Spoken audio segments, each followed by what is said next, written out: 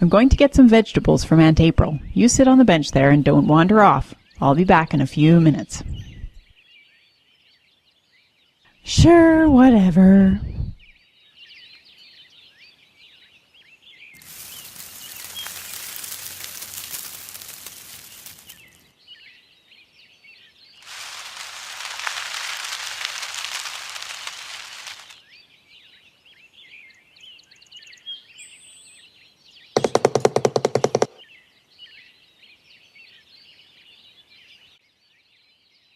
Be careful, child. You don't want to fall and hurt yourself.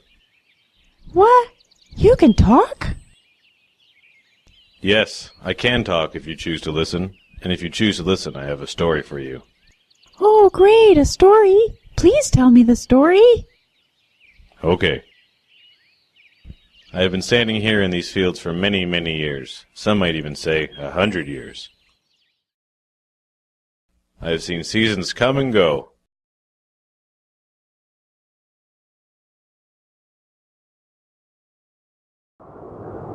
Seen weather of all kinds.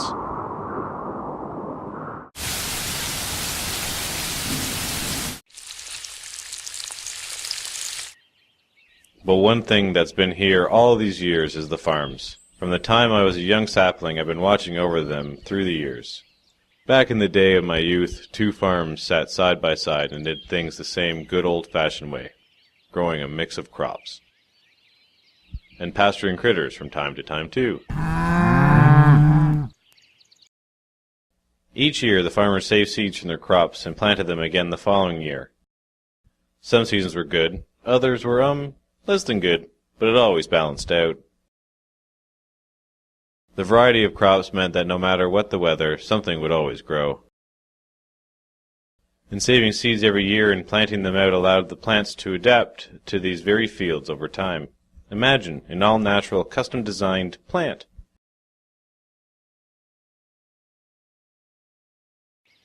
But one year, everything changed. One of the farms started to do things a little differently. Rather than planting many different crops, they bought a very different kind of seed and planted the whole field with it.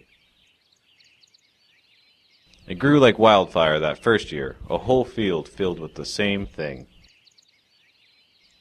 The new special seed was also resistant to chemicals that lots of other farms had been putting on their fields too.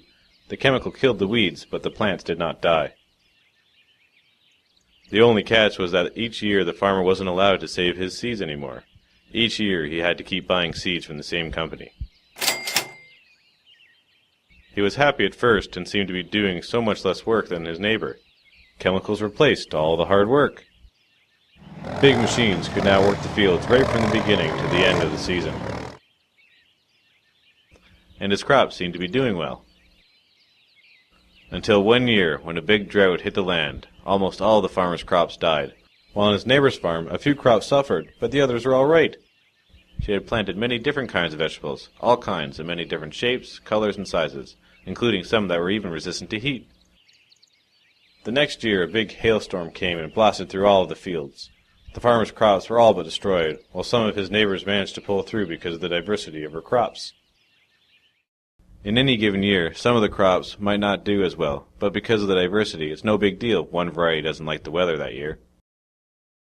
And because Farmer April saves her seeds each year, they have more of a memory than the big farm seeds and can adapt to the land around them. If it wasn't for seed saving, you wouldn't have this great variety of healthy food. Isn't it great to know your family's effort to save seeds is helping you now?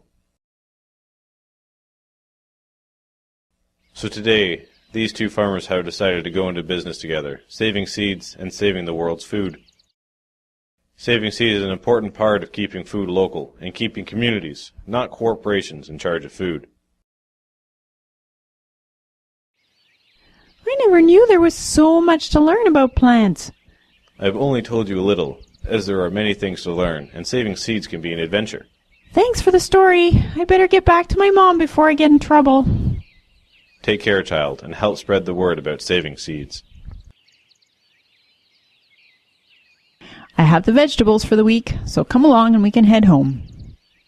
Mom, can we start a garden at home? I want to save seeds. Save seeds? What is that about? Well, I have a story for you.